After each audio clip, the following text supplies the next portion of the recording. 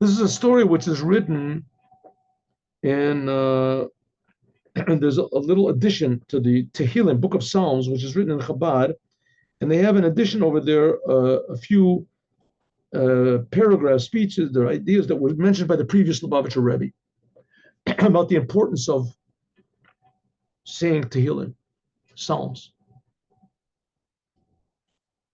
So the story is like this. Once, the Baal Shem Tov was sitting on Shabbat, and he was saying, his Chassidim were all there. He had like 60 Chassidim, however money they had. Says that the Magid Mamezrich, he had 60. Let's say the Baal Shem Tov also had the same number. I never saw the exact number. And so they were sitting. But the Baal Shem Tov invited the simple people to come in. The simple people came in, and they were also there. I guess they would come anyway, but this time the Baal Shem Tov asked them to come and sit on the table near him.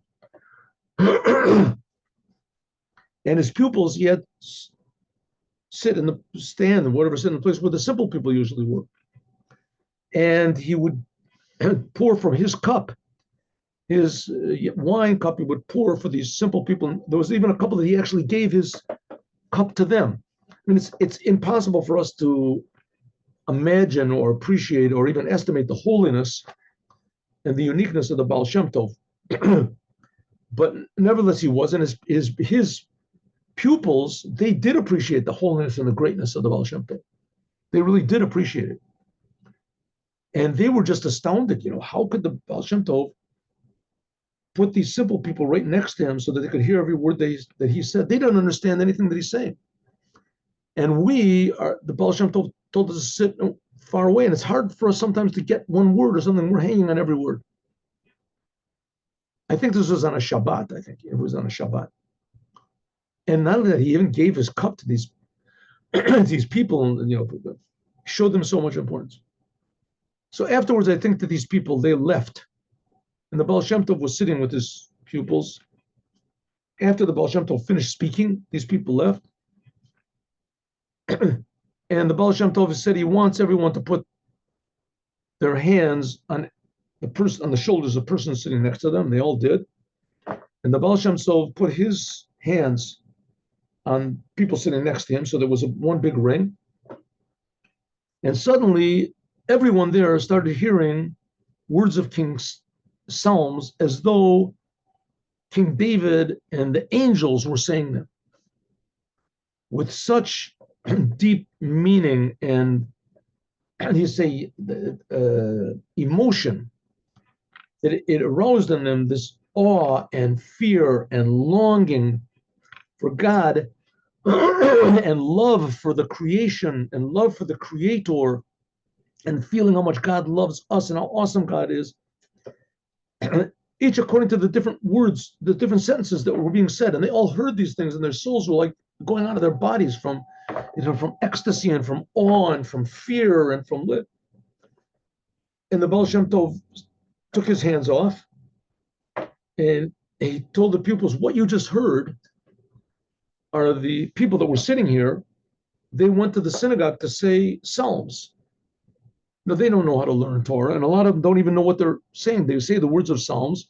They don't even know the meanings of the words, which, by the way, if you look at Psalms, it's not so hard to believe because a lot of the words are very unusual in Psalms. It's worthwhile to translate.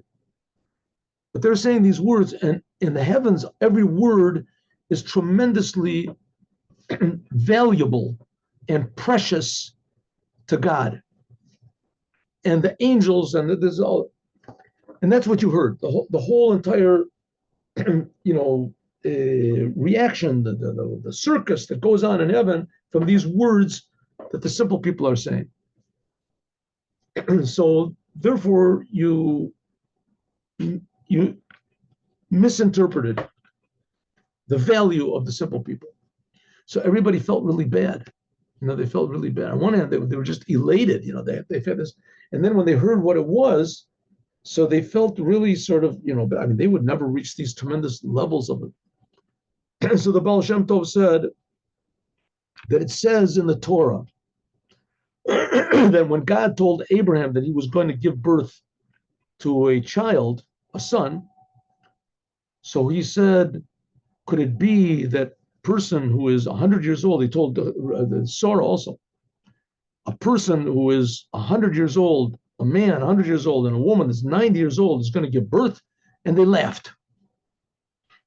It says, the Midrash and other meanings says that they laughed from happiness, but the simple meaning is that they had, can it possibly be? That's a simple meaning. A person who's 100 years old is going to give birth to children. And Sarah said, I'm going to give him 90 years old, I'm going to have children. How could it be that someone is holy and is devoted to God, as Abraham and Sarah, that they had doubts? How could it possibly be? It says, because very simple. The soul is put into the body, and the body, by its nature, is attached to the world. And according to the world, a 100-year-old person doesn't give birth to children, and a 90-year-old woman doesn't give birth to children. That's according to the world. So the soul is in the body, and God put it into the body. God purposely made that a person would be subjected to his own doubts. It's a natural thing.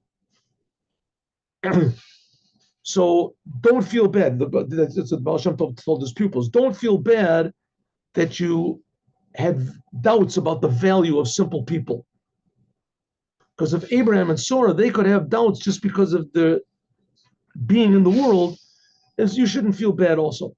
Don't feel bad that you had. Doesn't mean that it's okay to do, but it means that it's not so bad if you didn't do it, if you fell in. And that's today's story, which teaches us a lot of things. Number one, it teaches us the tremendous value of simplicity. Number two, it teaches us the amazing excuse that we have for doing bad things and how God forgives us because God set the whole thing up. And the tremendous holiness of the Baal Shem Tov and those who came after, the great leaders of Chassidut, that they could actually see all these things and they could direct everyone in the proper direction.